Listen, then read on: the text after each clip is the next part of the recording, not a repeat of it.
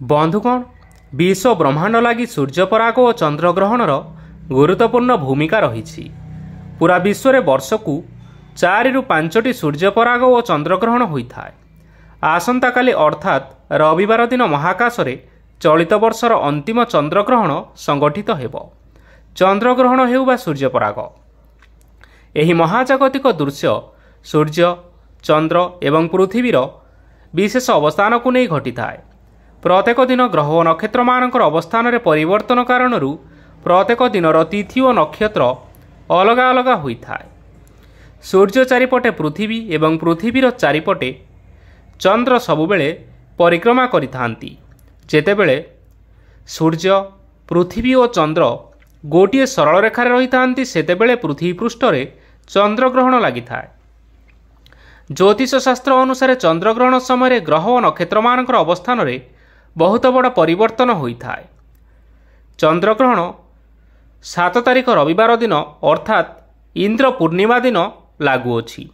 एही महासंजोग दीर्घ 500 वर्ष पर घटिबापाई जाउछि, जहा फल रे राशिचक्र रे थिबा 12 गोटी राशि मानक मध्यरु 8टी राशि मानकर भाग्य रे बहुत बड़ा परिवर्तन हेबापाई जाउछि, जहा फल रे एही राशिर व्यक्ति विशेष मानकर भाग्य एही चंद्रग्रहण परठारु सुना भली चमकी उठिबो।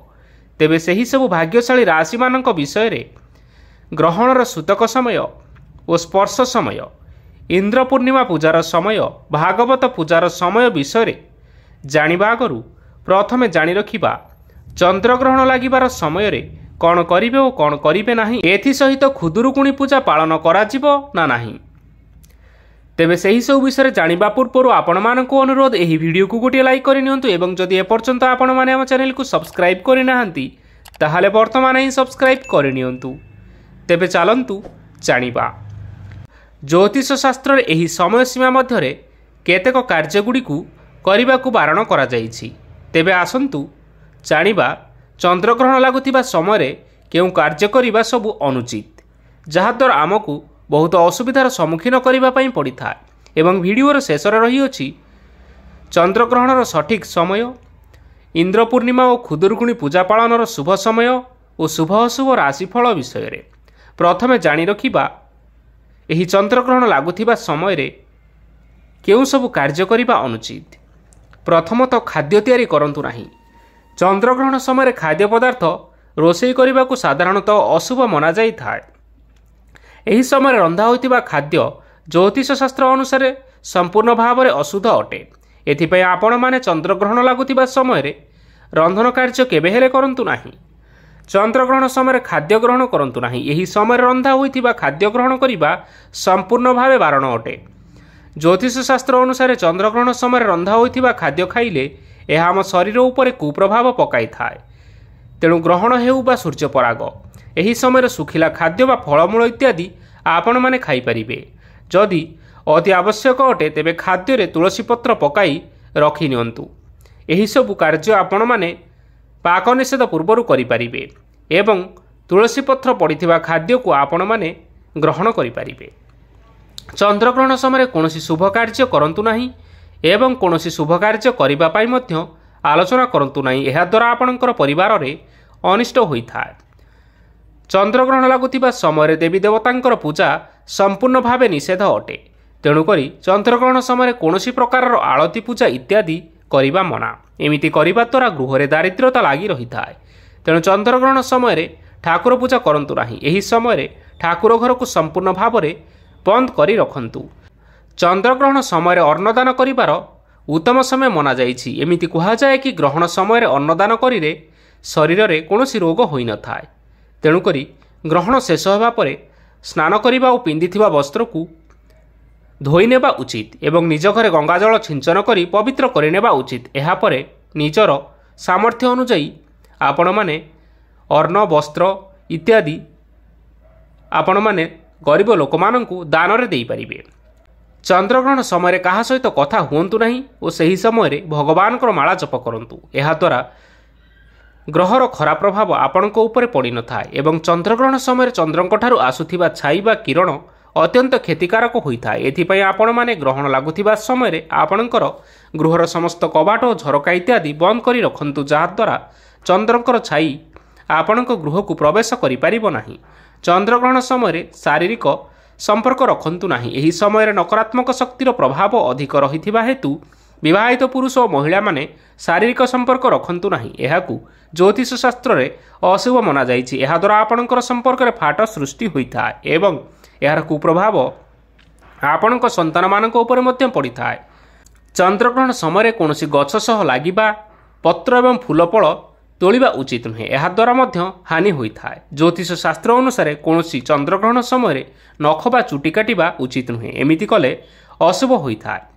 ଚନ୍ଦ୍ରଗ୍ରହଣ ସମୟରେ କୌଣସି ଗରିବ ବା ଅସହାୟ ମନୁଷ୍ୟକୁ ଅପମାନ କରିବା ଉଚିତ ନୁହେଁ। ଏମିତି କରିବା ଦ୍ୱାରା ଶନିଦେବ କ୍ରୋଧିତ ହୋଇଥାନ୍ତି। ତେଣୁ ବନ୍ଧୁଗଣ, ଚନ୍ଦ୍ରଗ୍ରହଣ ସମୟରେ ଏହିସବୁ କାର୍ଯ୍ୟ କେବେ ହେଲେ କରନ୍ତୁ ନାହିଁ। ଦେଖିବେ ଆପଣମାନଙ୍କର ନିଶ୍ଚୟ ମଙ୍ଗଳ ହେବ। ଏବେ ଆସନ୍ତୁ ଜାଣିବା ପାକ ନିଷେଧ ବା ହାଣ୍ଡି ଛାଡ଼ର ସମୟ ଏବଂ ଏହାପରେ ଜାଣିବା ଚନ୍ଦ୍ରଗ୍ରହଣ ଲାଗିବାର ସମୟ।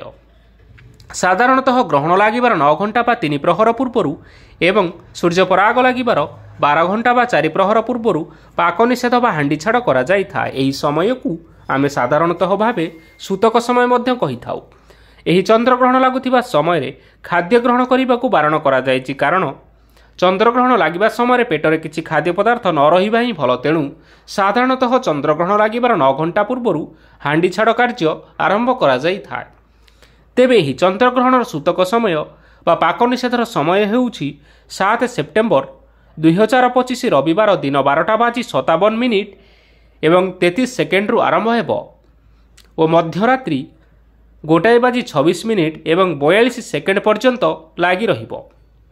ଯେହେତୁ ସୂତକ କାଳ ମଧ୍ୟରାତ୍ରିରେ ସମାପ୍ତ ହେଉଛି, ତେଣୁ ଏହା ସୋମବାର 8 ତାରିଖ ସୂର୍ଯ୍ୟୋଦୟ ଅର୍ଥାତ୍ ବ୍ରହ୍ମ ମୁହୂର୍ତ୍ତ ପର୍ଯ୍ୟନ୍ତ ମାନ୍ୟ ରହିବ। ଏହି ସମୟରେ ଦେବନୀତି, ରନ୍ଧନ କାର୍ଯ୍ୟ ଓ ଭୋଜନ କାର୍ଯ୍ୟକୁ ବାରଣ କରାଯାଇଛି। ସୂତକ କାଳ ସମାପ୍ତ ହେବା ପରେ ସ୍ନାନ କାର୍ଯ୍ୟ କରି ଚନ୍ଦ୍ରଦେବଙ୍କୁ ଦର୍ଶନ କଲା ପରେ ଯାଇ ଆପଣମାନେ ଯେକୌଣସି ସନ୍ଧ୍ୟା ଆଳତି କାର୍ଯ୍ୟ କରିପାରିବେ। ଏହି ସୂତକ କାଳ ଶିଶୁ, ବୃଦ୍ଧ ଓ ରୋଗୀମାନଙ୍କ ପାଇଁ ପାଳନୀୟ ନୁହେଁ। ଏହି ଚନ୍ଦ୍ରଗ୍ରହଣର ଗ୍ରାସ ସମୟ ବା ଗ୍ରହଣ ଲାଗିବାର ସମୟ ହେଉଛି 7 ସେପ୍ଟେମ୍ବର ରବିବାର ରାତ୍ରି 9:57 ଏବଂ 33 ସେକେଣ୍ଡରୁ ଆରମ୍ଭ ହେବ। ଏହା ମଧ୍ୟରାତ୍ରି 1:26 ଏବଂ 42 ସମାପ୍ତ ହେବ। ଚନ୍ଦ୍ରର ଛାୟା ସହିତ ପ୍ରଥମ ସଂଯୋଗ ରହିଛି ରାତ୍ରି 9:57 ଏବଂ 33 ସେକେଣ୍ଡ। ପୂର୍ଣ୍ଣ ଚନ୍ଦ୍ରଗ୍ରହଣର ଆରମ୍ଭ ସମୟ ରହିଛି ରାତ୍ରି 11:01 ଏବଂ 5 ସେକେଣ୍ଡ। ପୂର୍ଣ୍ଣ ଚନ୍ଦ୍ରଗ୍ରହଣର ଅନ୍ତିମ ସମୟ ରହିଛି ରାତ୍ରି 12:22 ଏବଂ 14 ସେକେଣ୍ଡ। ଚନ୍ଦ୍ରର ଛାୟା ସହିତ ଅନ୍ତିମ ସଂଯୋଗ ରହିଛି ରାତ୍ରି 1:26 42 ସେକେଣ୍ଡ, ଅର୍ଥାତ୍ ଏହି ସମୟରେ ଚନ୍ଦ୍ରଗ୍ରହଣ ମୋକ୍ଷ ପ୍ରାପ୍ତି ହେବ। ଏହି ଚନ୍ଦ୍ରଗ୍ରହଣର ମଧ୍ୟକାଳ ରହିଅଛି ରାତ୍ରି 11:42 ଏବଂ 8 ସେକେଣ୍ଡ। ଏହି ସମୟରେ ସର୍ବାଧିକ ଚନ୍ଦ୍ରଗ୍ରହଣ ମହାଶୂନ୍ୟରେ ଦୃଶ୍ୟମାନ ହେବ। ଏହି ଗ୍ରହଣ ମହାକାଶରେ ପ୍ରାୟ 3 ଘଣ୍ଟା 29 ଏବଂ 9 ସେକେଣ୍ଡ ପର୍ଯ୍ୟନ୍ତ ଲାଗି ରହିବ, ଯାହାକି ଏକ ଲମ୍ବା ଚନ୍ଦ୍ରଗ୍ରହଣ ଭାବରେ ଏହି ବର୍ଷ ମହାକାଶରେ ଦୃଶ୍ୟମାନ ହେବ। ଏହି ଚନ୍ଦ୍ରଗ୍ରହଣ ସମ୍ପୂର୍ଣ୍ଣ ଓଡ଼ିଶାରେ ଦୃଶ୍ୟମାନ ହେବ। ଚନ୍ଦ୍ରଗ୍ରହଣର ସୂତକ କାଳ ବା ପାକ ନିଷେଧର ସମୟ ରବିବାର ଦିନ 12:57 ଏବଂ 33 ସେକେଣ୍ଡରୁ ଆରମ୍ଭ ହେଉଥିବାରୁ ଆପଣମାନଙ୍କୁ ରବିବାର ଦିନ 12:57 ଏବଂ 33 ସେକେଣ୍ଡ ଠାରୁ ବା ଏହା ପୂର୍ବରୁ ସ୍ନାନ କାର୍ଯ୍ୟ ସମ୍ପନ୍ନ କରି ଦେବନୀତି ଓ ଭୋଜନ କାର୍ଯ୍ୟ ସମାପ୍ତ କରିବା ପାଇଁ ପଡ଼ିବ ଏବଂ ଏହାପରେ ଆପଣମାନେ ହାଣ୍ଡି ଛାଡ଼ ବା ପାକ ନିଷେଧର କାର୍ଯ୍ୟ ଆରମ୍ଭ କରିପାରିବେ। ଏହି ଚନ୍ଦ୍ରଗ୍ରହଣ ପବିତ୍ର ଇନ୍ଦ୍ର ପୂର୍ଣ୍ଣିମା, ଭାଗବତ ଜନ୍ମଦିନ ବା ଖୁଦୁରୁକୁଣୀ ପୂଜାର ଶେଷ ପାଳିରେ ପଡ଼ୁଥିବାରୁ ଇନ୍ଦ୍ର ପୂର୍ଣ୍ଣିମା କେବେ ପାଳନ କରାଯିବ ବା ଖୁଦୁରୁକୁଣୀ ପୂଜା କେବେ ପାଳନ କରାଯିବ ଓ ଏହାର ଶୁଭ ଅଶୁଭ ସମୟରେ ବା ଏହାର ଶୁଭ ଅଶୁଭ ସମୟ ବିଷୟରେ ଆସନ୍ତୁ ଜାଣିବା। ଯେହେତୁ ଏହି ଚନ୍ଦ୍ରଗ୍ରହଣ ଇନ୍ଦ୍ର ପୂର୍ଣ୍ଣିମା ଦିନ ଲାଗୁଅଛି, ତେଣୁ ଆପଣମାନେ ଚିନ୍ତାରେ ଥିବେ ଯେ ଏହି ବର୍ଷ ଇନ୍ଦ୍ର ପୂର୍ଣ୍ଣିମା ପାଳନ କରାଯିବ ନା ନାହିଁ। ତେବେ ଆସନ୍ତୁ ସେହି ସବୁ ଦ୍ୱନ୍ଦ୍ୱଗୁଡ଼ିକୁ ଆମେ ଦୂର କରିବା। ଗ୍ରହଣର ସୂତକ କାଳ ଆରମ୍ଭ ହେଲା ପରେ କୌଣସି ଶୁଭ କାର୍ଯ୍ୟ, ଦେବନୀତି, ପାକ କାର୍ଯ୍ୟ କରାଯିବା କଥା ନୁହେଁ। ତେଣୁ ଏହି ବର୍ଷ ଇନ୍ଦ୍ର ପୂର୍ଣ୍ଣିମା ବା ଇନ୍ଦ୍ର ପୂର୍ଣ୍ଣିମାର ପୂଜାବିଧି ସୂତକ କାଳ ସମାପ୍ତ ବା ସୂତକ କାଳର ଆରମ୍ଭ ପୂର୍ବରୁ ଆପଣମାନେ ଏହି ପୂଜା କରିପାରିବେ। ସୂତକ କାଳ ଦିନ 12:57 ଏବଂ 33 ସେକେଣ୍ଡରୁ ଆରମ୍ଭ ହେଉଥିବାରୁ ଆପଣମାନେ ଏହି ସମୟ ପୂର୍ବରୁ ପବିତ୍ର ଇନ୍ଦ୍ର ପୂର୍ଣ୍ଣିମାର ପୂଜା ବା ଯେକୌଣସି ବିଧି ଇତ୍ୟାଦି ରହିଛି ତାହା ଏହି ସମୟ ପୂର୍ବରୁ ଆପଣମାନେ ସମ୍ପନ୍ନ କରିପାରିବେ। ସେହିଭଳି ଭାବରେ ଭାଗବତ ଜନ୍ମର ପୂଜାବିଧି ଆପଣମାନେ ରବିବାର ଦିନ 12:57 ଏବଂ 33 ସେକେଣ୍ଡ ପୂର୍ବରୁ ସମ୍ପନ୍ନ କରିପାରିବେ। ଏଥିସହିତ ସୂତକ କାଳ ଲାଗିବା ପୂର୍ବରୁ ଆପଣମାନେ ଖୁଦୁରୁକୁଣୀ ପୂଜା କାର୍ଯ୍ୟ ସମାପ୍ତ କରିବାକୁ ପଡ଼ିବ। ଗର୍ଭବତୀ ମହିଳାମାନେ ସତର୍କ ରୁହନ୍ତୁ।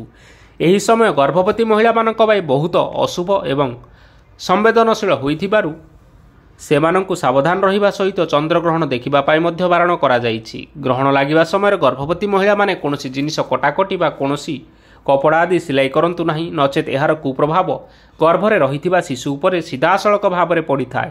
ଏଥିସହିତ ଚନ୍ଦ୍ରଗ୍ରହଣ ଲାଗୁଥିବା ସମୟରେ କଳା ରଙ୍ଗର ବସ୍ତ୍ର ପରିଧାନ କରନ୍ତୁ ନାହିଁ ଏବଂ ବାହାରକୁ ମଧ୍ୟ ବାହାରନ୍ତୁ ନାହିଁ।